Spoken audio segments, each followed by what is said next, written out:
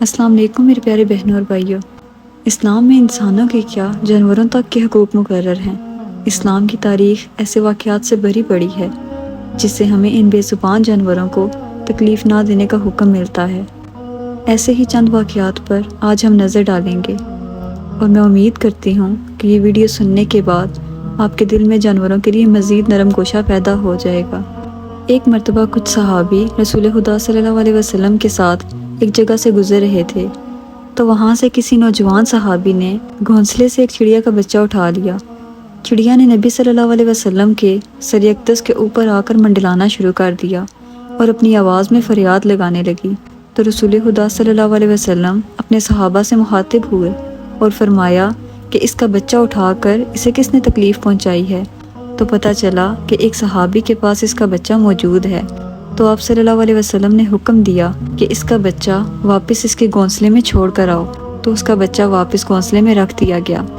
آپ اندازہ لگائیں کہ اسلام میں جائز نہیں کہ بلا وجہ ایک چڑیا کو بھی تکلیف پہنچائی جائے۔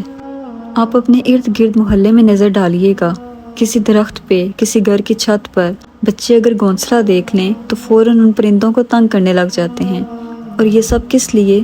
صرف اس وجہ سے کہ گھر سے ان کو جانوروں سے نرمی اور حسن سلوک کی اچھی تربیت نہیں ملی ہوتی۔ یہ والدین کا کام بنتا ہے کہ اپنے بچوں کے دل میں جانوروں کے لیے نرم گوشہ پیدا کریں۔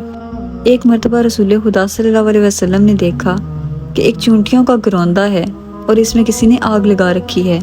گروندہ سمجھتے ہیں آپ؟ یہ چونٹیاں زمین سے مٹی نکال کر اوپر بڑے بڑے ڈھیر لگا دیتی ہیں، جیسے چھوٹے چھوٹے پہاڑ ہوں۔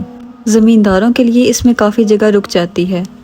جب آپ صلی اللہ علیہ وسلم کی نگاہ مبارک پڑی تو آپ نے تمام صحابہ کو اکٹھا کیا اور فرمایا، کسی کے لیے یہ روا نہیں کہ وہ آگ کے ساتھ کسی جاندار کو سزا دے۔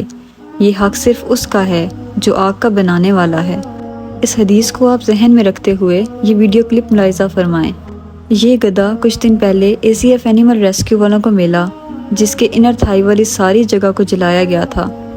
بس یہ ویڈیو دیکھنے کے بعد میرا ضبط جواب دے گیا اس ظلم پر جو پاکستان میں جانوروں پر کیا جاتا ہے، اور میں نے سوچا کہ اس پر ضرور ایک ویڈیو بناؤں تاکہ جہاں تک ممکن ہو اس بارے میں لوگوں کو بتا سکوں کہ خدارا ایسے مت کریں۔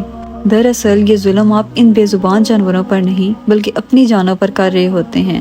کل کو اللہ تعالیٰ آپ کو انہی سزاؤں سے گزارے گا، اور جہنم کی آگ یہاں کی آگ سے کئی گنا زیادہ تیز ہوگی۔ اسلام میں جانوروں کے بے شمار حقوق بتائے گئے ہیں کہ ان کے ساتھ صلح رحمی سے پیش آئیں، مگر اس کا یہ ہرگز مطلب نہیں کہ آپ سانپ کو اٹھا کر گلے میں ڈال لیں اور لاڈ کریں۔ اس کی خصلت ہے کاٹنا، وہ تو کاٹے گا، مگر سٹرے اینیملز جو گلی اور سڑکوں پہ چلنے پھرنے والے جانور ہوتے ہیں، جن میں زیادہ تر پاکستان اور انڈیا میں بلیاں، کتے اور گدھے شامل ہیں، یہ تو ہمیں کوئی تکلیف نہیں دیتے۔ ہم کیوں ان کو بلا وجہ مارتے ہیں؟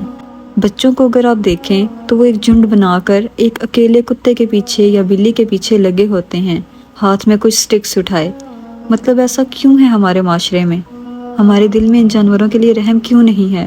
خدارا اپنے بچوں کو سکھائیں کہ ان جانوروں سے پیار سے پیش آئیں، تاکہ کل کو وہ اپنے بچوں کو سکھا سکیں اور ایسے ایک خوبصورت معاشرہ تشکیل میں آئے۔ ابھی حال ہی میں لاہور میں نوری بٹ کے اینیمل ریسکیو سینٹر پہ کچھ لوگ حملہ آور ہوئے اور 90% ریسکیو ڈاگز، یعنی وہ کتے جن کو گلیوں سے لا کر ایک شیلٹر ہوم میں رکھا جاتا ہے تاکہ گلی اور سڑکوں پہ ہونے والے ظلم سے ان کو بچایا جا سکے، ان لوگوں نے اس شیلٹر ہوم پہ حملہ کر کے ان کتوں کو مار دیا، اور وجہ کیا تھی؟ کچھ بھی نہیں۔ یہاں سے آپ خود اندازہ لگا سکتے ہیں کہ ہم ایز اے نیشن کس طرف جا رہے ہیں۔ خدا ان مظالم کو کبھی معاف نہیں کرے گا، کیونکہ یہ ایسے جانوروں پہ ظلم ہے جو اپنی فریاد اللہ کے سوا کسی کے آگے نہیں لگا سکتے۔ اللہ تعالیٰ ہم لوگوں کے دل میں رحم پیدا کرے اور ان بے زبان جانوروں کی حفاظت فرمائے، کیونکہ زبان رکھنے والے اب پتھر دل کے ہو چکے ہیں۔ آمین۔ ملتے ہیں اگلی ویڈیو میں۔ اللہ حافظ۔